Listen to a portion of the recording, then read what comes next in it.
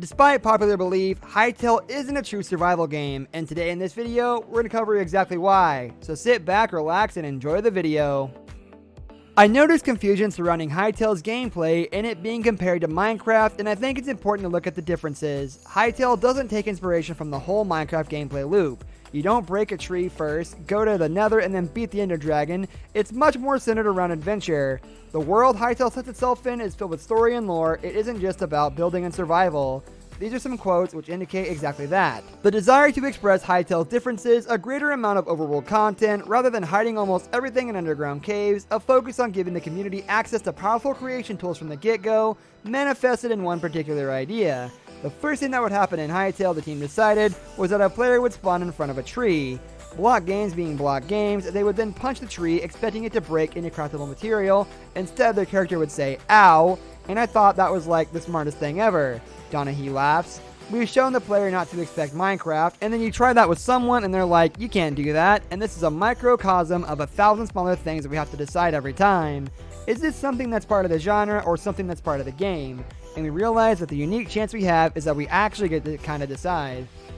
What happens when the announcement trailer for your indie game gets 54 million views and counting? Well, first, your website has a minor meltdown. There was a moment when the countdown hit 0 and the website script didn't just quite perfectly fire. Project lead Aaron Noxie Donahue recalls. Everyone on the Hytale team spread all across the world and gathered on TeamSpeak for the occasion, held their breath for a good few seconds. Then the network team sprang into action to fix the issue, and there was an inhalation. We watched the trailer once, and nothing was happening for like the first few minutes. But as people started to finish the video, comment after comment after comment appeared underneath it. The reaction video started rolling in 10 minutes later. It was, Donahue exhales, euphoric is an understatement. His fear was that Hytale, a game with more than a passing resemblance to Minecraft created by many people with a background in ruining a successful Minecraft server, would be dismissed as yet another title destined for the ever-growing block game graveyard. But the trailer, which showed off features such as a realistically lit and animated world, adventure and minigame modes, extensive modding, an in-game animation tool, and even live scripting, immediately struck a chord. We had an internal poll on how many views, Donahue says. In my head, anything below 250,000, I'm disappointed. 500,000, I'm happy. And 1 million, I'm like super happy. At the end of the first week, the trailer hit 11 million views. The eyes of thousands of players and some of the biggest players in the game industry are now very much upon the project he's leading. I don't want to come across like, oh, we're burdened with all this interest, he laughs, but it does change things. It undeniably changes things. Before Hytale, there was Hypixel. Started by Simon Collins of Flame and Philip Touche, it was one of the many fan-made Minecraft servers that popped up in 2013.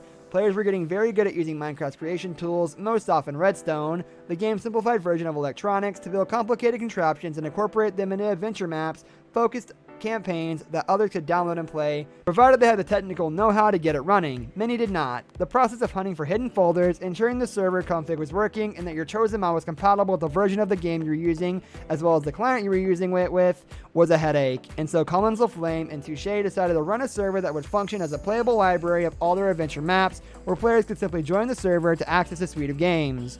It quickly became popular. There were sometimes hundreds of people queuing in the lobby waiting for the adventure to begin. It was chaos. The solution? Introduce short, entertaining minigames to keep people occupied.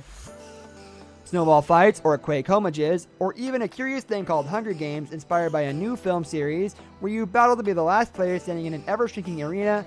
Unsurprisingly, in hindsight, these short, fast, rewarding, and even social minigames soon became the main draw of the server. Indeed, it drew in Donahue too, an indie developer and a Minecraft player since beta. A kind of server/social experiment called Civcraft opened my eyes to the possibilities of things that could be done in Minecraft. He ended up getting a job at game server host Multiplay, helping with customer support. In his words, the Minecraft guy at the company.